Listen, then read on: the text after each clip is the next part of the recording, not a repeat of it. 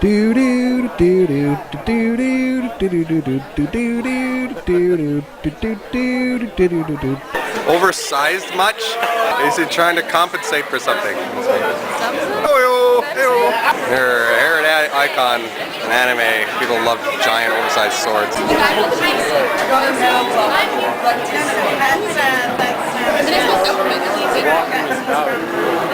Come on, go nuts, man! Go nuts!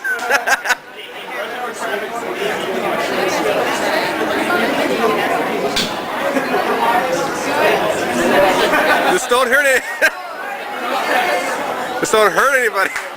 Who's got these guys? Yes. Me, yes, pick me. Okay, so do you have to have acting lessons or like that to do voice acting, or can you just go right into it? Or what do you recommend we do? Hope everyone asks. That's the question we've been waiting for. Yeah. Like, I really want to do this voice acting thing. The operative word in it is acting. Yeah. Totally. That is the operative word. It's not voice. It's not voice. Yeah. Well, I thought I'd ask. And also, is there anything in Canada that Oh yeah, Ocean Drew. That's where Gurren Lagann's not being recorded here. It's where Death Note's being recorded. All of Inuyasha was recorded up here. All of Gundam was recorded up here. It all takes place Ranma. Most all of the recording in Canada takes place in Vancouver. Yeah. But not too far away. I mean, like plane ride away. Hey, how do you like Canada?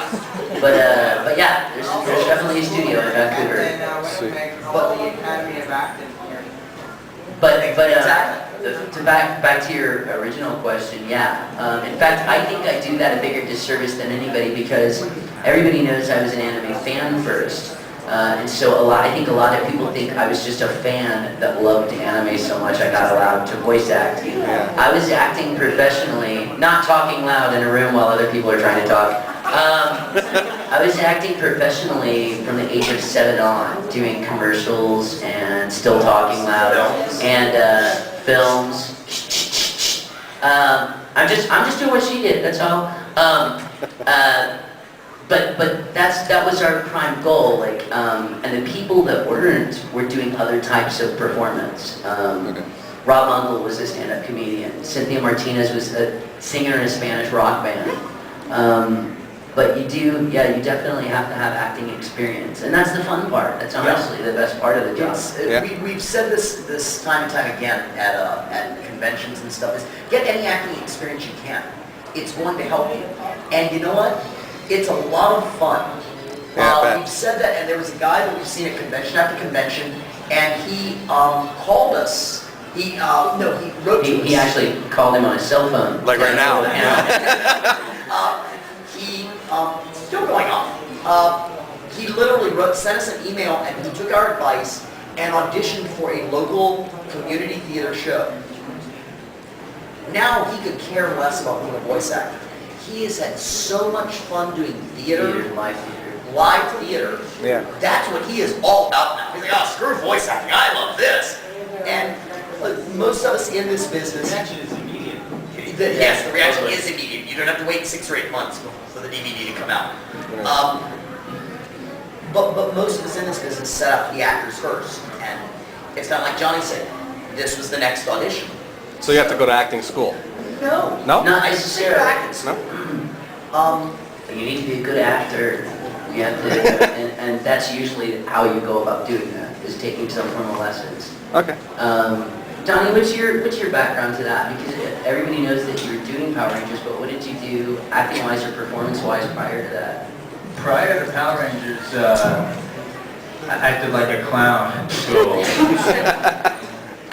The only acting training that I had got before Power Rangers was intro to speech and theater. It was like not a full. It was like so it's like we did plays or whatever in class, and that was my first real introduction to that. And it was probably around there when I started really thinking, oh, I want to act. But then actually when I, towards the end of my days in Power Rangers, I was taking, classes and whatnot. But you do need to know, I think that you just have to be able to truly express your emotions, and I learned a lot from seeing myself and and hearing myself and going, okay, that was wrong, that was right, this worked, this didn't work, you know. But it's better if you can do that before you get up there and start doing it, because then you look like a fool, you know. Honestly, I think though, if you want to be a voice actor, you shouldn't aim at voice acting. Yes, I mean, to be an actor is great, but I got to tell you, there's tons of actors out there, and your competition is crazy. I would say if you want to be in like entertainment or something like that, you should like get into 3D modeling and doing CG stuff, because that's in everything you see now. That's in anime, that's in films, and heck, if you get good enough at it, you just create your own thing, and then you can voice it, you know. And that's really, and you can get programs like Blender. That's a 3D modeling animating program. You can get it for free. It's like free. It's not like you're not stealing it. It's like free. You can do it. You know, but that's what I would think. You know, that's where like I'm actually doing that now. Like I mean, because I'm like creating my own like animations now, or at least that's my goal. I haven't done it, but like we're working on it. I'm in pre-production. But anyhow, like that's like what I want to do is like create some opportunities for myself. Because anime is not there as much as it used to be. I've done more games and stuff now, or original animations than actual anime. But my thing is like create your own opportunity to do it, you know? I mean, you can sit here and you can waste all your time trying to be a voice actor and never get there. And then you'll look back and be like, boy, I spent 8 years of my life trying to be a voice actor, and now I'm working at Circle K, you know? So really, you gotta think this is your one shot. Life is one shot, you know. You die and you don't come back and fix it. No, it's like do what, you know, figure out what you want to do and then go for it. But make sure it's something that you can possibly reach. Voice acting is like saying, I'm gonna spit on that bag over there from sitting here.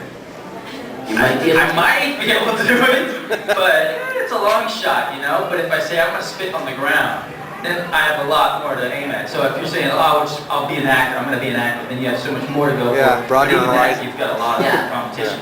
If you can even say, well, I want to be a grip in a film, or I just want to do some PA work, I want to see what it's like, I want to do some engineer work, or I want to get into audio. You can do those things and then get yourself in that way. You know, because you'll learn a lot that way too. Yeah. You brought up a very good point.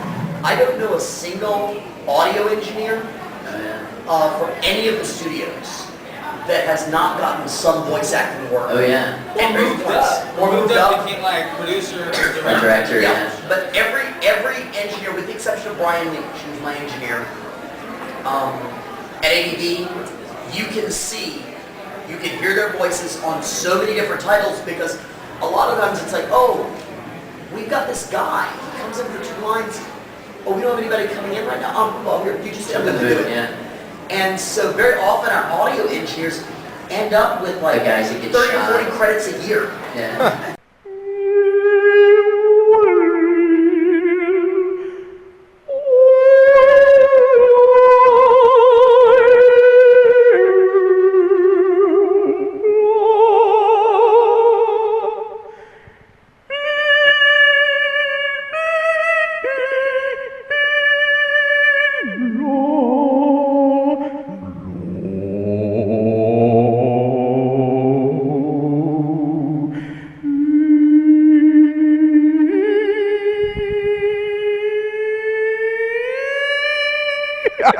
Oh, I can't go on any further. This is stupid stuff. Anyways, thank you for watching. That concludes this tour of Ai-Kon 2008. Stuff and junk.